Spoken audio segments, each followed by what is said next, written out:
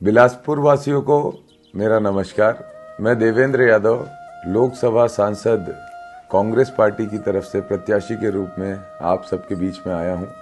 पिछले लगभग 1 महीने से ज़्यादा दिन हो गए हैं और मुझे ये बताने में बेहद खुशी है कि बिलासपुर के आम जनता से, माताओं से, बहनों से, युवा साथियों से, वरिष्ठों से बहुत आशीर्वाद मिला, बहुत स्नेह मिला। मेरे लिए ये एक ऐसा अवसर था जिसके बारे में कभी जिंदगी में मैंने नहीं सोचा था। बहुत स्पॉन्टेनियस ये विषय मेरे सामने आया और मैंने बड़ी सहजता से इस बात को स्वीकार किया कि जिंदगी में जो होता है वो ऊपर वाले की मर्जी से होता है। मैंने ये महसूस किया और इसको गहराई तक सोचा और इसके बाद ये तय किया कि ठीक है, भिलाई मेरी मातृभूमि है और बिलासपुर आने वाले समय में मेरी कर्मभूमि बनेगी। इस बिलासपुर में आकर जो मैंने महसूस किया, बहुत कम्युनिकेशन गैप जनता और जनप्रतिनिधि के बीच में है। 35 सालों से एक पार्टी का सांसद लगातार बन रहा है, वो सांसद का चुनाव जीतता है और उसके बाद वो कोई भी नैतिक धर्म या नैतिक जिम्मेदारी अपनी नहीं निभाता। आप समझिए, भारतीय जनता पार्टी पिछले समय से क्या कर रही है बिलासपुर में। किसी भी प्रत्याशी को उठाती है, चुनाव लड़ाती है, इसके बाद वो अपने घर बैठे रहता है और 5 साल गुजरता है, फिर किसी दूसरे प्रत्याशी को लेके आ जाती है। मेरा आपसे ये अनुरोध है, ये निवेदन है, हो सकता है देवेंद्र का चेहरा, देवेंद्र का नाम आपके लिए नया हो, लेकिन ये बात भी सही है कि पिछले समय से जिन लोगों को भी भारतीय जनता पार्टी ने मैदान में उतारा है, वो जनता की उम्मीद या आवाज देश में, प्रदेश में नहीं बन पाए। मैं आपके बीच में आया हूँ, अनुभव लेके आया हूँ। देश के सबसे युवा महापौर के रूप में या छत्तीसगढ़ के सबसे युवा विधायक के रूप में मैंने काम किया है। मैं आपसे निवेदन करना चाहता हूँ, इस लोकसभा को एक कुशल, मजबूत आवाज की जरूरत है और मैं वो आवाज आपकी बनना चाहता हूँ।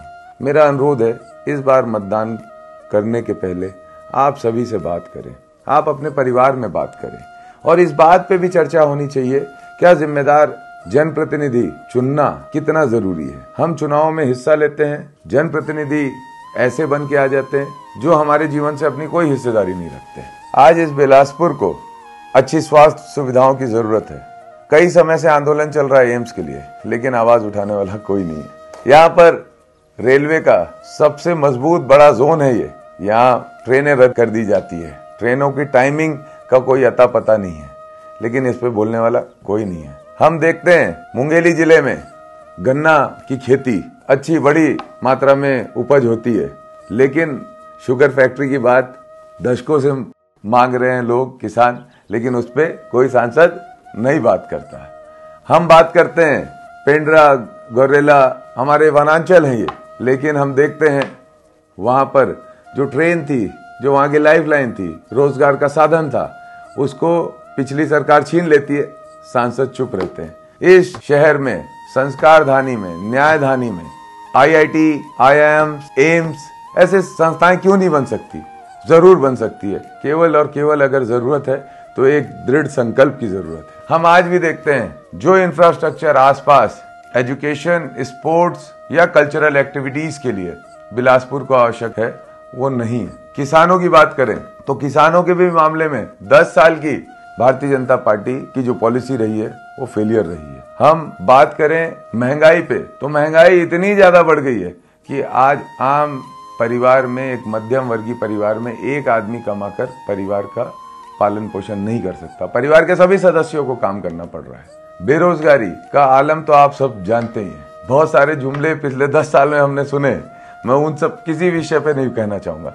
मैं बस आपको अपनी बात रखने आया हूँ और वो मैं बड़ी विनम्रता से हाथ जोड़कर आपके सामने कह रहा हूँ, देवेंद्र को एक मौका दीजिए। 35 साल एक राष्ट्रीय दल को दे सकते हैं तो 5 साल एक इस युवा को आपकी तरफ से आशीर्वाद के रूप में नहीं मिल सकते क्या? मेरा निवेदन है, इस निवेदन को स्वीकार कीजिए।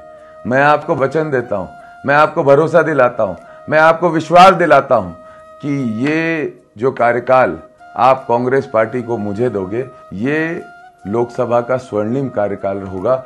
हम हर एक विषय पे काम करेंगे, भले जो वनांचल में हमारे साथी रह रहे हैं उनकी बात हो, भले जो गांव में हमारा छत्तीसगढ़ बसता है, हमारे छत्तीसगढ़ी संस्कृति की बात हो, या किसानों की आय दुगनी करने की बात हो, या सरकारी जो योजनाएं हैं देश की हो प्रदेश की हो, उसका पूरा अधिकार जो हमारी आबादी को हो उसको दिलाने की बात हो, इन सभी विषयों पर मैं काम करूंगा।